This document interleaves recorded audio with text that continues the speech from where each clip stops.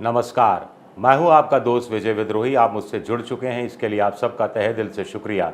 और अगले 8, 10, 12 मिनट में आपसे जुड़े रहने की कोशिश करूंगा। तो मणिपुर के मुद्दे पर लोकसभा ठप पड़ी है, राज्यसभा ठप पड़ी है। विपक्ष कह रहा है कि नियम 267 के तहत चुनाव बहस कराई जाए, जिसमें लंबी अवधि की बहस होती है, 12 घंटे, 14 घंटे, और उसमें फिर अगर विपक्ष चाहे तो वोटिंग भी हो सकती है।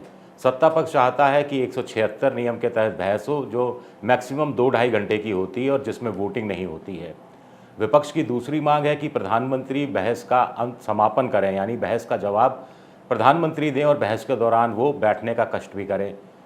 सत्ता पक्ष का कहना है कि ये सत्ता पक्ष तय करेगा। स्पीकर भी उनके साथ मिल गए हैं, इसी बात को आगे बढ़ा रहे हैं कि सत्ता पक्ष तय करेगा और अमित शाह गृह मंत्रालय उनके पास है, जिसके अंडर में ये कानून व्यवस्था आती है, तो वो जवाब देंगे। अब आप कहेंगे कि विपक्ष क्यों अड़ा हुआ है कि प्रधानमंत्री ही बहस का जवाब दे। इसके पीछे विपक्ष की राजनीति क्या है और उधर मोदी क्यों अड़े हुए हैं कि वो जवाब नहीं देंगे। मोदी जी के पास इतना समय है कि वो इंडिया जो बना है विपक्ष का गठबंधन, उसका मजाक उड़ाएं, उसका उपहास उड़ाएं कि साहब इंडिया नाम रखने से कुछ नहीं होता, काम करना पड़ता है। लेकिन खुद एनडीए का विस्तार करेंगे तब ये सारी बातें नहीं करेंगे। लेकिन चलिए मुद्दे पर आ जाते हैं। विपक्ष जो काम कर रहा है, जिस रणनीति पर काम कर रहा है कि प्रधानमंत्री को मजबूर किया जाए कि किसी भी कीमत पर वो सदन में बोलें, इसके पीछे 3 मकसद हैं। 3 मसलों पर, 3 मामलों में वो प्रधानमंत्री को धोबी पाड़ देना चाहता है। एक कानून व्यवस्था के मामले में, दूसरा महिला कल्याण के मामले में, और तीसरा जो प्रधानमंत्री का आजकल जो सबसे प्रिय नारा है, डबल इंजन की सरकार का। तो ये 3 मुद्दे प्रधानमंत्री मोदी के वो फेल करना चाहता है। मोदी जी भी इसे समझ रहे हैं, वो अलग बात है। विपक्ष ये समझ गया है कि ये 3 मुद्दों की मैं बात करूंगा, लेकिन उससे पहले विपक्ष ये समझ गया है कि चौकीदार चोर का नारा नहीं लगा, अडानी अंबानी भाई हैं और बीजेपी के मोदी जी के भाई हैं, ये नारा नहीं चला, अडानी अंबानी की सरकार, ये नारा नहीं चला, और उसके अलावा भी कुछ और कांग्रेस ने और विपक्ष ने नारे लगाने की कोशिश की थी। जांच एजेंसियों का दुरुपयोग करती है बीजेपी, नहीं चला। कांग्रेस की सरकारें दूसरी विपक्षी पार्टियों की सरकारें तोड़ती है बीजेपी, नहीं चला। हिंदू मुसलमान करते हैं मोदी, नहीं चला। तो ये सब कुछ नहीं चला। लेकिन अब जब विपक्ष एक हुआ है, एनडीए के सामने इंडिया के रूप में खड़ा हुआ है, तो इंडिया मिलकर अब 3 मुद्दों पर, या हम कहें कि राहुल गांधी एक बार से 3 बार चित कर देना चाहते हैं नरेंद्र मोदी को। पहला है कानून व्यवस्था के सवाल पर। मणिपुर का सवाल इसीलिए उठाया जा रहा है बार बार कि मणिपुर के बहाने वो देश भर में ये नैरेटिव स्थापित करना चाहता है इंडिया कि मणिपुर राज्य सरकार की विफलता है, मणिपुर मोदी सरकार की विफलता है, दोनों बीजेपी सरकारों की विफलता है, यानी कानून व्यवस्था के फ्रंट पर मोदी सरकार फेल है।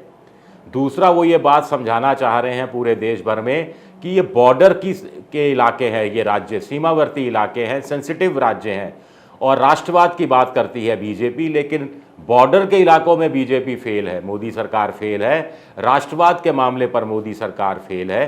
तो ये मकसद है, छोटा छोटा करके मैं आपको बता रहा हूँ। और इसके साथ साथ ही वो आदिवासी का भी मसला है। 9% आदिवासी है देश में, कुकी आदिवासी है मणिपुर में।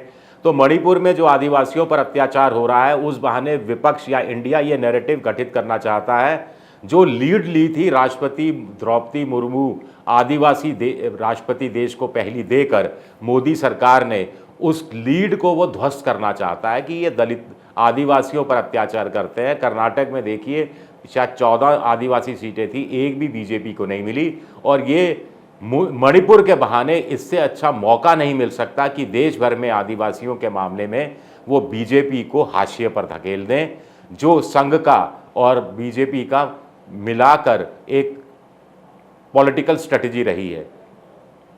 एक दूसरा मुद्दा है डबल इंजन की सरकार। मोदी जी कहते हैं हिमाचल में पिट गए, कर्नाटक में पिट गए, वो अलग बात है, लेकिन हर जगह वो कहते हैं डबल इंजन की सरकार होगी, कहीं कहते हैं ट्रिपल इंजन की सरकार होगी। तो अब राजस्थान, मध्य प्रदेश, छत्तीसगढ़, तेलंगाना, मिजोरम और उसके बाद भी जो राज्यों में चुनाव होंगे, लोकसभा चुनाव से पहले या लोकसभा चुनाव के साथ साथ, वहाँ बीजेपी मोदी इसी मुद्दे को भुनाएंगे।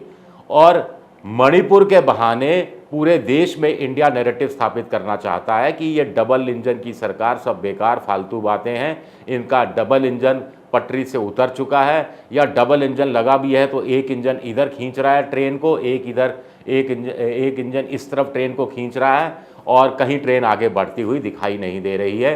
तो डबल इंजन की सरकार के नारा को विफल मणिपुर के बहाने किया जा सकता है।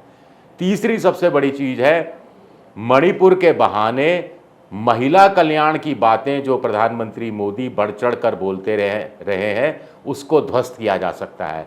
जनधन योजना, महिलाओं के लिए शौचालय, महिलाओं के लिए गैस की जो योजना थी, प्रधानमंत्री आवास योजना और उजाला स्कीम, अब हर घर नल के लिए जल स्कीम, इसके तहत, और 3 तलाक का मामला, मोदी जी ने महिलाओं में एक खास जगह बनाई है, खास पैठ बनाई है। लेकिन पहला बृजभूषण शरण सिंह का मामला हो गया जिसमें मोदी जी चुप रहे, महिला पहलवान सड़क पर बैठी रही, रोती रही, उन पर लाठीचार्ज होता रहा, उनको तांगा टोली कर जेल में बाहर ले जाया गया और उनके धरने स्थल को, टेंट फेंट सब उखेड़े गए। लेकिन मोदी जी चुप रहे, एक तरह से अपने सांसद का बचाव करते रहे। और अब मणिपुर में जो 2 महिलाओं को नग्न करके घुमाया गया और उसके बाद जो बीजेपी का रिएक्शन रहा, जो मोदी का रिएक्शन रहा कि उस मामले की गंभीरता को कमज़ोर कर दिया राजस्थान और छत्तीसगढ़ से कंपैरिजन करके। तो इस मामले में, महिला कल्याण के मामले में जो बीजेपी ने, मोदी जी ने लीड ले रखी है, व्यक्तिगत लीड ले रखी है, उसको ध्वस्त करने का इरादा है राहुल गांधी और उनकी टीम इंडिया का।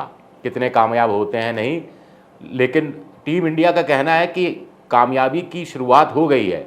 एक इसलिए भी क्योंकि मणिपुर में जो महिलाओं के साथ नग्न वीडियो का आया उससे मोदी इतने घबरा गए कि छत्तीसगढ़ राजस्थान की तुलना करने लगे, जो बेतुकी तुलना थी, और बीजेपी के नेता भी पीछे पीछे गाने लगे, लॉकेट चटर्जी रोने लगी। तो ये बीजेपी की पहली कमजोरी का प्रतीक है। दूसरा, विपक्ष को लगता है या इंडिया को लगता है कि ये मणिपुर के बहाने ये 3 मसले उठाए जाना ज़्यादा ज़रूरी है, क्योंकि दूसरे किसी मसले को उठाएंगे, मान लीजिए भ्रष्टाचार की बात की, जांच एजेंसियों के दुरुपयोग की बात की, सरकार गिराने वाली बात की, तो मोदी के पास ऐसे दर्जनों बहाने मिल जाएंगे जो कांग्रेस की सरकारों या गैर बीजेपी की सरकारों ने अपने अपने राज्य में कभी ना कभी ऐसा कुछ किया होगा, तो वो काउंटर करने में कामयाब हो जाएंगे। लेकिन मणिपुर के मामले में बीजेपी, मोदी पूरी तरह से 100% बैकफुट पर है और इससे बेहतर मौका एक बाउंसर फेंकने का नहीं मिलेगा, जिससे मोदी सरकार की जो सियासी जो पिच है क्रिकेट की, अगर हम विकेट्स की बात करें तो तीनों गिल्लियां उड़ाई जा सकती हैं।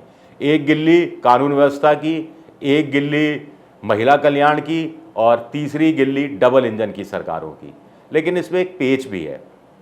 इतना ज़्यादा जोर इंडिया अगर देगा कि मोदी जी बोले, मोदी जी बोले, मोदी जी बोले, तो बीजेपी या आम जनता के बीच में इस धारणा को ले जा सकती है कि इंडिया का मकसद तो मोदी को झुकाना है, इंडिया का मकसद मणिपुर की आग को जो जल रही है उसको बुझाना नहीं है।